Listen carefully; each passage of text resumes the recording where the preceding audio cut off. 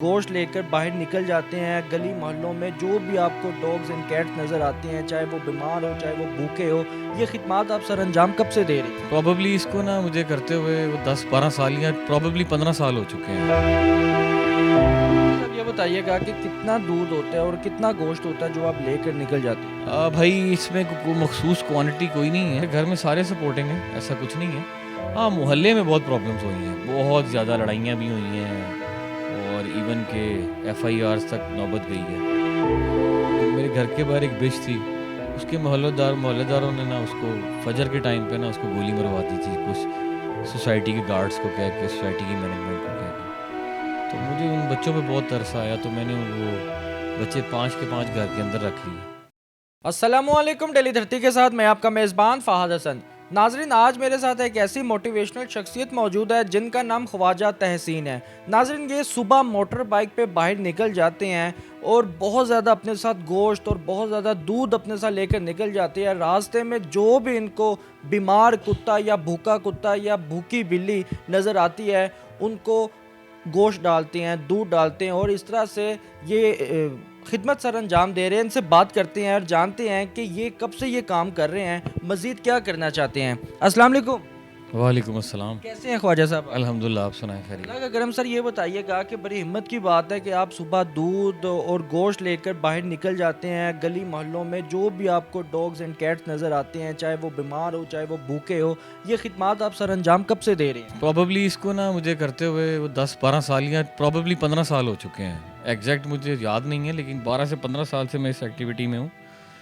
तो ये है कि मुझे कोई भी जो रास्ते में सड़क में कोई भी बीमार कुत्ता भी मिल जाए, तो उसकी या कोई बिल्ली मिल जाए, तो हम उसको भी जो है डॉक्टर पे खुद ही लेके जाता हूँ, उसका इलाज करवाता हूँ। और जब तक वो ठीक ना हो हम लोग उसको अपने घर पे रखते हैं, और जब वो ठीक हो जाए तो हम उसको उसकी उसी जो पॉइंट पे जाके वापस छोड़ देते हैं।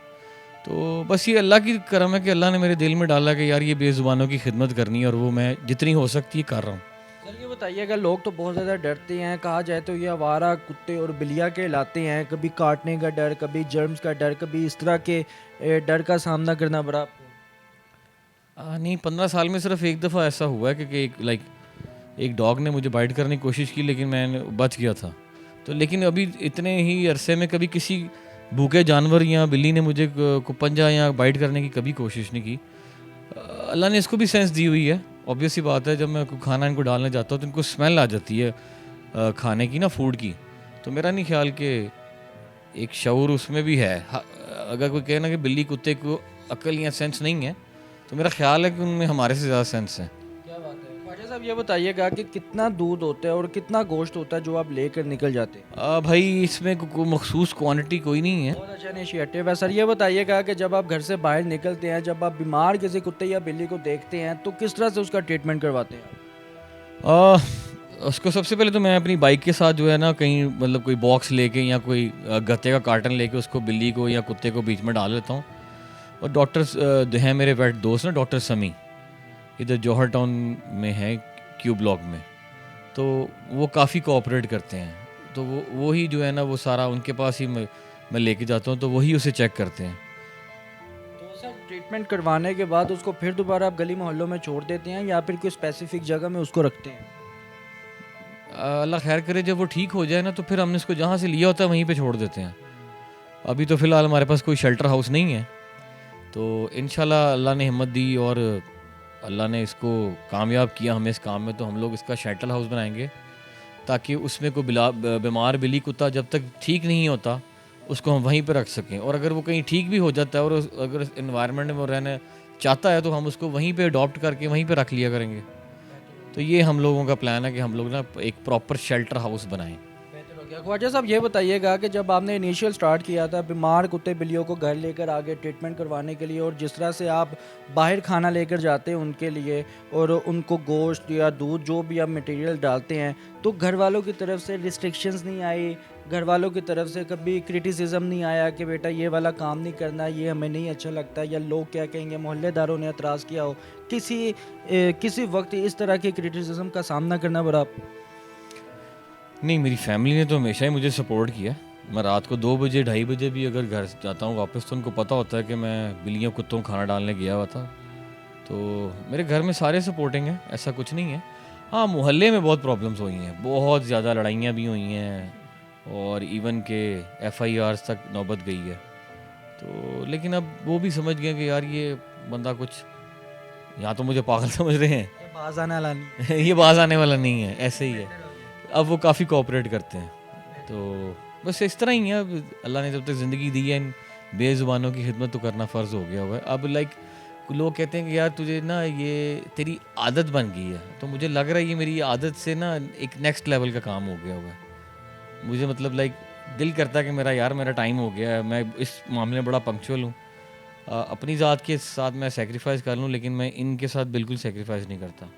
सर ये बताइएगा कि इनिशियल स्टार्ट अगर आपका देखें तो सबसे पहले एक चीज़ होती है जो आपके दिल और दिमाग में खटकती है, वो क्या चीज़ थी, वो क्या एहसास था जो आपके दिल में आया और आपने इस काम को प्रायोरिटी दी और आपने इस काम का आगाज़ किया? यार इस बारे में क्या कहूँ, ये एक खुदा की तरफ से चीज़ें कुछ डेवलप की जाती हैं। कुछ लोग जो हैं वो कुछ और, आप कुछ ऑफ कैमरा भी बता रहे थे ना कि जैसे कि कत्ल कर दिया, गोली मार दी कुत्ती को, बिच को, तो उसके बाद वो क्या सीन था? वो ऐसा था कि जो मेरे पास इस टाइम कुत्ते घर पे हैं ना, वो मेरे घर के बाहर एक बिच थी, उसके मोहल्लेदारों ने ना उसको फजर के टाइम पे ना उसको गोली मरवा दी थी, कुछ सोसाइटी के गार्ड्स को कह के, सोसाइटी की मैनेजमेंट को कह के। तो मुझे उन बच्चों पे बहुत तरस आया, तो मैंने वो बच्चे 5 के 5 घर के अंदर रख लिए। तो वो माशाल्लाह वो बड़े हो गए हैं, उनको हमने सेल्फ फीडिंग की, खाना खिलाया।